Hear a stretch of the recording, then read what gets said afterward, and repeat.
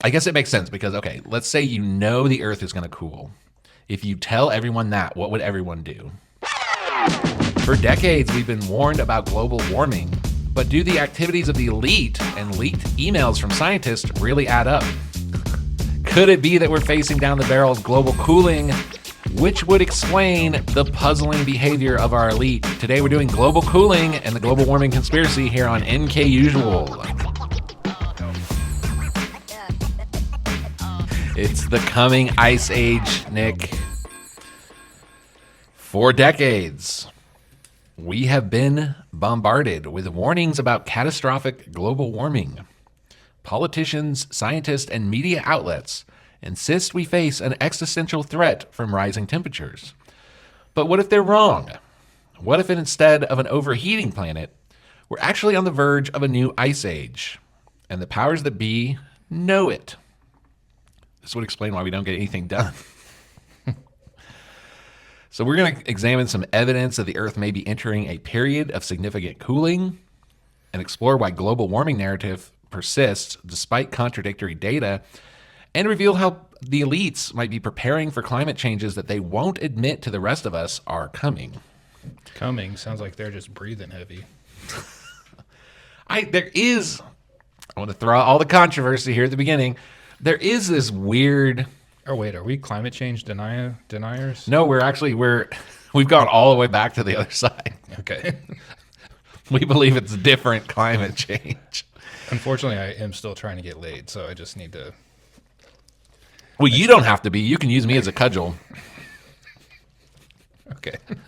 It is weird how that works. Well, I was just getting ready to say it. I think it is odd, even if you believe in global warming, how much of the solutions involve like depopulation. No matter what, the solution is the same. Yes. It seems like. It is a little odd.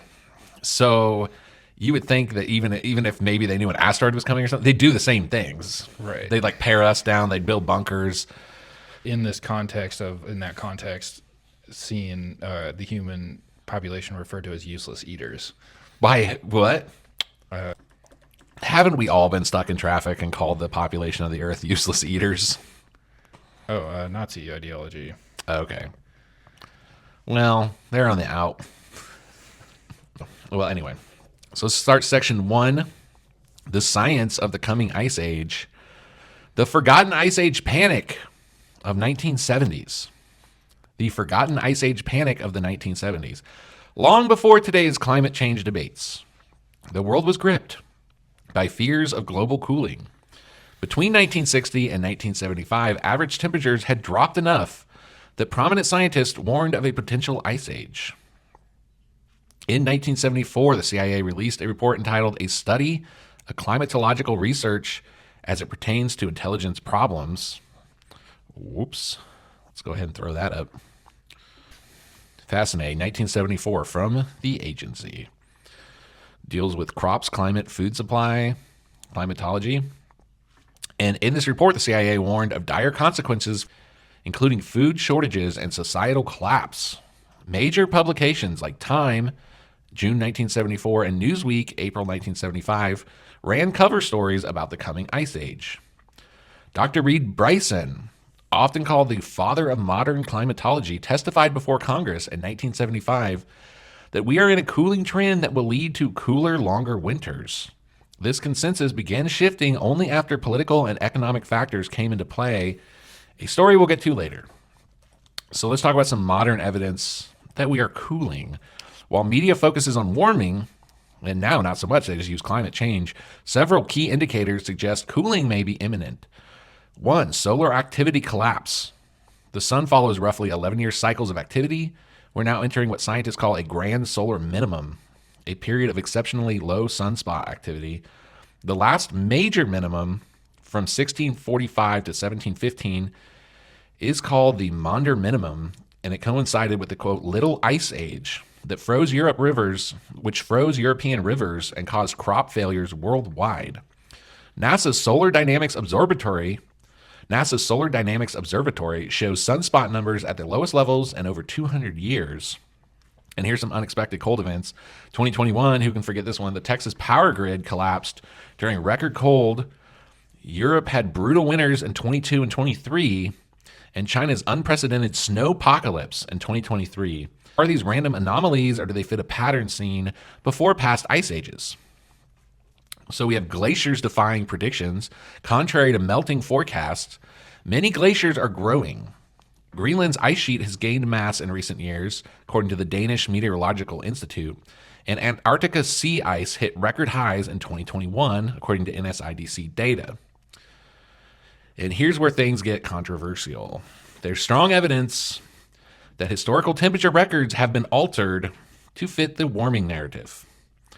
Let's go to the ClimateGate scandal, 2009. Hackers released emails from the University of East Anglia's Climate Research Unit where scientists were caught discussing, quote, hiding the decline in temperatures, manipulating data to trick the public, avoiding freedom of information requests, and this revelation has seriously damaged trust in official climate change data. ClimateGate, 2009. It refers to a 2009 controversy surrounding hacking of emails and documents. In November of 2009, a server at CRU, a world-renowned center for climate research, was hacked. Thousands of emails and documents were stolen and leaked. Climate skeptics seized upon the leaked emails, claiming they show that scientists were intentionally manipulating data to exaggerate evidence of human-induced climate change. CRU said the documents were taken out of context. Okay. That's like someone who, this is like an argument that I've seen, like, oh, well, you're not a scientist. But then the scientists are saying it. Well, yeah. Well, that's what I'm saying. Like, Yeah. people will like I can make a logical argument to somebody about this and show with evidence that yes, it's cooling and not warming, and the rebuttal I've gotten, and it's just, well, you're not a scientist. Like, that's has nothing to do with like. Yeah. It's like, am I an artist? Well, I'm not holding a paintbrush, so no. But, Yeah. you know, like, Yeah. Can I apply the scientific method? Can I apply rules of logic and deduction to discern something? Yes. Am I an artist? Yes. Am I holding a paintbrush? No. Here's one of the leaked emails from 2009 from IPCC lead author, Dr. Kevin Trinberth. Well, I have my own article on where the heck is global warming. The fact is that we can't account for the lack of warming at the moment, and it's a travesty. These emails keep referencing the cause. See, here's my thing. Sometimes, I'm not saying I don't trust scientists or that science isn't real, but like, if you're a scientist, you're getting money from somebody You're to do being something. funded. So much of this climate stuff is, and I think this is reflected in these emails when they talk about the cause over and over. Mm-hmm. It's like, well, we want more money for more studies, so we need to figure out. And if you've never read the book, How to Lie with Statistics. That's exactly what I was going to say. The other thing I thought of is, you ever seen the movie Thank You for Smoking? Yes. Where it's like the guy, there was a scientist who said that cigarettes don't cause cancer, but he's like, if you gave this guy enough money, he could tell you there was no gravity or something. It's like, if you give someone enough money, they can present an argument that would either confound or, like, you know. Oh, yeah, because you can. Here's another email from Dr. Michael Mann. By the way, when is Tom Crowley going to formally publish his roughly 1,500-year reconstruction? It would help the cause to be able to refer to Mann and Jones. I gave up on Judith Curry a while ago. I don't know what she thinks she's doing, but it's not helping the cause. Why are they? See, for a second, I thought, oh, maybe the cause means like the cause of this change or the cause of this shift in perspective. But no, that clearly is implying an agenda. Here's a weird one from Tom Wigley, Dr. Tom Wigley, University Corporation for Atmospheric Research, September 28th, 2008. If you look at the attached plot, you will see that the land also shows the 1940s warming blip, as I'm sure you know. So if we could reduce the ocean blip by, say, 0.15 degrees Celsius, then this would be significant for the global mean, but we still have to explain the land blip. He's talking about erasing or hiding data. Mm-hmm. Manipulating it. We therefore do not hold the original raw data, but only the value added, quality controlled and homogenized data. Oh, they're not even like, but it doesn't even sound like they're capable of hiding it. They're just like, it's like the joke. Did you know that 37% of all statistics are made up? Yeah. And so like that, it's a fucking joke, dude. Here's one from Dr. Phil Jones, director of the Climate Research Institute. You might want to check with the IPCC Bureau. I've been told that we're above national FOIA acts. One way to cover yourself and all those working on our fifth assessment would be to delete all emails at the end of the process. Hard to do, as not everyone will remember to do it. Here's another one to Michael Mann. Can you delete any emails you may have had with Keith? Keith will do likewise. Here's one where he says, Dr. Phil Jones says, I can't see either of these papers being in the next IPCC report. Kevin and I will keep them out somehow, even if we have to redefine what the peer review literature is! ! Oh. Like peer reviewed, that term in and of itself is already loaded. So it's like if I got caught cheating and my girlfriend went to all my friends to ask if I was cheating, and they would be like, "No, that's the homie. He would never do that, even though I was cheating the whole time." You know, like, well, just in that one small sections I was reading, people are saying delete your emails. We're going to keep papers out. They're going to change that. They're just going to change the peer-reviewed literature. The one about the blip is saying we're just going to figure out a way to not include this. They said they're above Freedom of Information Act. They're above Freedom of Information Act, and we have to serve the cause. Okay, independent researchers have also found that NASA's Goddard Institute for Space Studies, the GISS, has repeatedly adjusted past temperatures downward, making recent warming appear more dramatic. That's the thing they do with the economy all the time. Everybody's like, oh, we have so many jobs, and then you find out 6 months later it wasn't that many. They're doing the same thing with temperatures. Satellite versus surface data. While ground stations often placed near heat sources like cities show warming, satellites, which measure the Earth's lower atmosphere, show only half the claimed warming since 1979. So, oh, you're going to like this one, Nick. Who's pushing the warming narrative and why? Let's start with the Rockefeller climate shift. In the late 70s, so after all this cooling stuff came out, the Rockefeller Foundation funded research that shifted focus from cooling to warming. Why? Because the solutions to global warming, carbon taxes, energy restrictions, and global government align perfectly with elite agendas for control. But the cooling anyway. Here's some other key players. Klaus Schwab and the WEF, the World Economic Forum's Great Reset, openly plans to use climate change to reshape economies. Their policies would centralize power while ordinary citizens face energy rationing. BlackRock and ESG, this $10 trillion asset manager, uses ESG, environmental, social, and governance scores to pressure companies into green policies regardless of actual environmental impact. The climate industrial complex, a network of scientists, politicians, and corporations that profit from climate alarmism. A UN climate official, Otmar Indenhofer, admitted, quote, we redistribute de facto the world's wealth by climate policy. BlackRock is the majority controller of every company on the S&P 500. The 500 biggest companies in the world. They have a majority stake in. Dear God. Here's a whistleblower, John Casey, former NASA consultant who wrote Dark Winter, predicting catastrophic cooling. He claims he was blacklisted for contradicting the warming narrative. Russian climatologists, while Western scientists are pushing warming, Russia's scientists openly predict cooling, which explains why Russia is buying up global grain supplies. Man. So, I mean, that would make sense. If you're going to start hoarding food. So let's talk about how the elites are preparing. Number one, underground cities and bunkers. From Norway's doomsday seed vault to China's massive underground cities, those in power are preparing for climate instability, just not the kind that they want the public to discuss. All of those people, all of those billionaires, where are they building their bunkers, Nick? Two places, Hawaii, South Carolina, New Zealand. Oh. These are not areas that if the ocean was going to rise up. Those are islands in the middle of the ocean. Why would you go to an island in the middle of the ocean? If it were gonna freeze in a warm, hot climate, yeah. if the Earth was going to warm. Billionaires like Bill Gates, now America's largest farmland owner, are buying up property in regions that are likely to survive cooling. Patagonia, the American Midwest, New Zealand.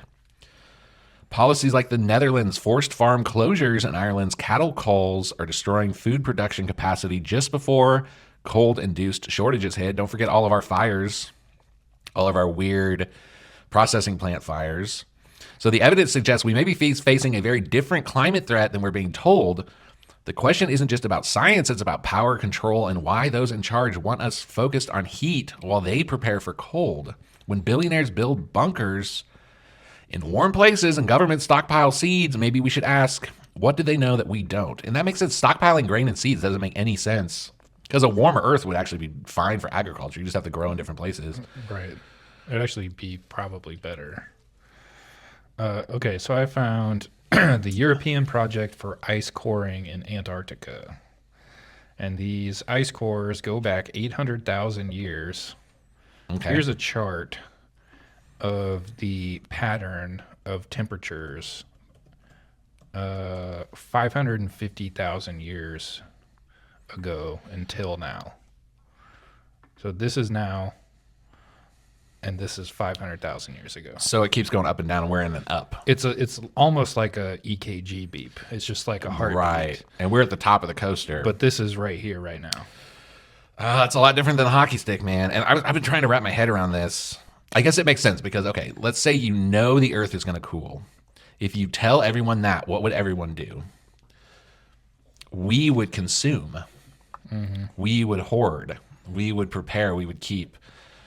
But if you tell everyone the Earth's going to warm, then the solution is less consumption. Mm-hmm. I mean, that's it. That's if you knew, oh, this winter is going to be a long winter, I might not be able to get out to the store. Then it becomes important for you to have the resources now. Yes. But you would want everyone else to not do that. Yes. In fact, do the opposite. Yeah. Consume less, expect warm. Oh, no. It is kind of weird that they made that shift in the 70s. And that all this funding starts rolling in. And that they're talking about, okay, I'm convinced. It does.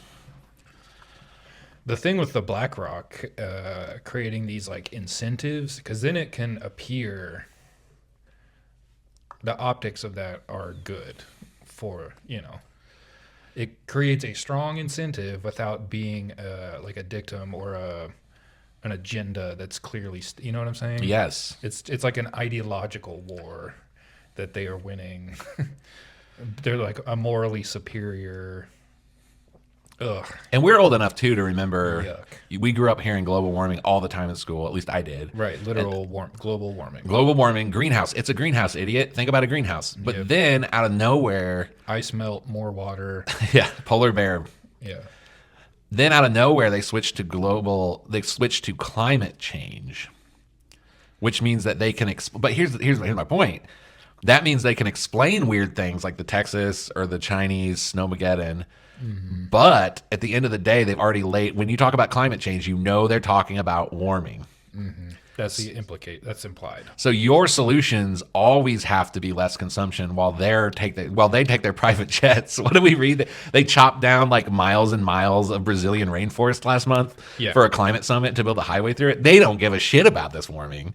Right. This to me is the theory, because I've always, you could always just say, well, they want less population, blah, blah, blah. But this, to me, would explain the bait and switch, that they know there really is a disaster coming. It's just the exact opposite disaster. And that explains why they don't care about their private jets, why they don't care about, the coal plants in China. It's a classic Hegelian dialect. They're creating this problem.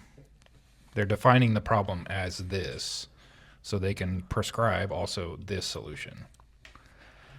All right. Well, final thoughts.